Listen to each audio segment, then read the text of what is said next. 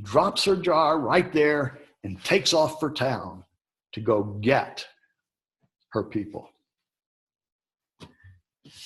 Come out and see this man who told me everything I've ever done. And now, in the meantime, while she was gone, apparently, the disciples try to get Jesus to eat some of this meat they brought from town. And he refuses. He refuses, saying, I have meat to eat that you know not of. At this point, they again demonstrate their lack of understanding of the importance of the Spirit. They thought he was talking about real meat. Did somebody bring him some that we don't know about?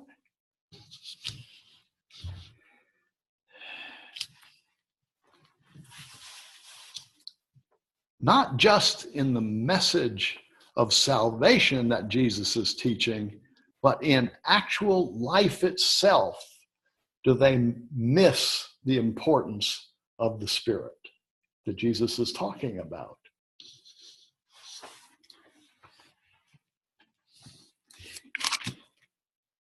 In verse 37, it says, Say not ye, there are 4 months that cometh before the harvest? Behold, I say unto you, lift up your eyes and look on the fields. Are they not white already to harvest? Talking about the people all around. They are the harvest.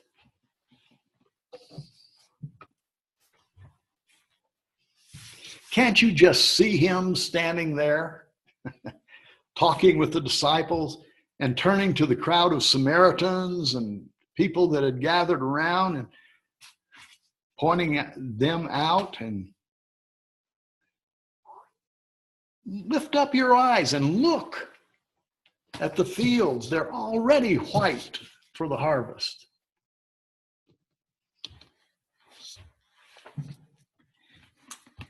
And then many of the Samaritans of the city believed on him for saying of the woman who testified, saying, He told me everything I'd ever done. So when the Samaritans were come unto him, they besought him that he would tarry with them, and he abode there for 2 days. And many more believed on his words and were baptized. Now, can we, us right here, with all of our history of learning and teaching about the ministry of Jesus, with all the latter-day teaching and prophetic ministry that we have received, can we understand better than the disciples? Should we not understand better than the disciples with all of this testimony and prophecy, direction? Should we not understand better than the disciples who had known Jesus, what, a couple of months maybe, and traveled with him and heard him preach? What about the Samaritan woman?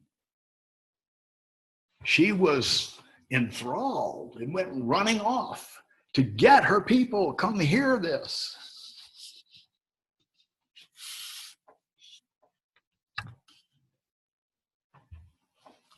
In our world, all the temporal things we focus our attention on, both the good and the bad, these are nothing without the Spirit that enlivens all things.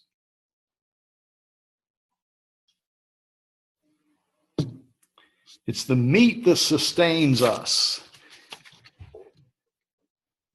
enlivens us, is the Spirit.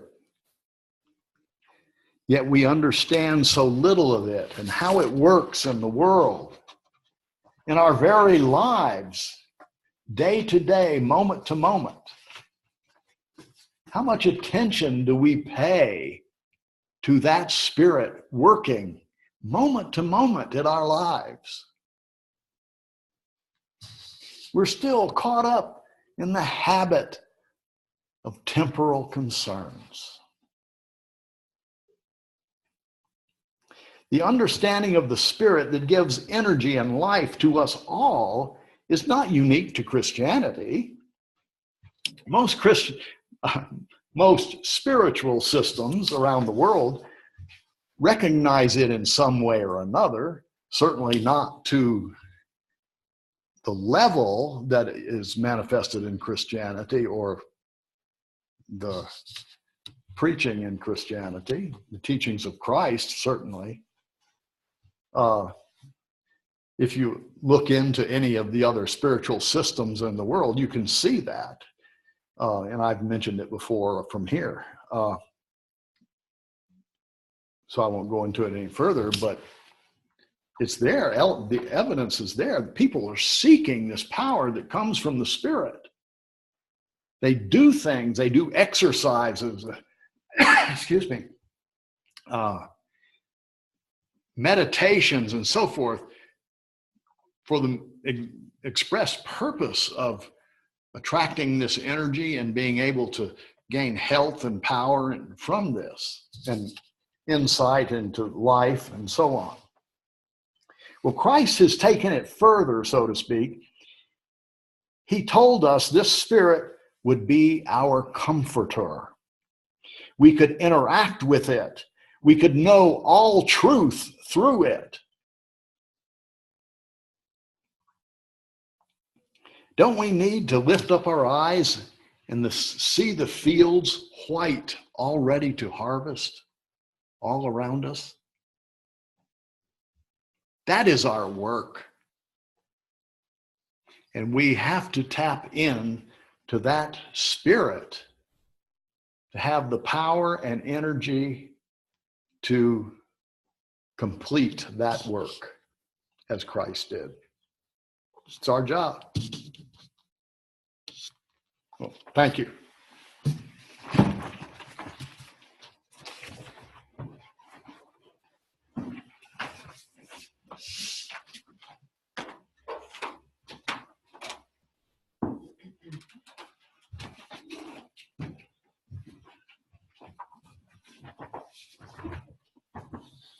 Our closing hymn is going to be 387.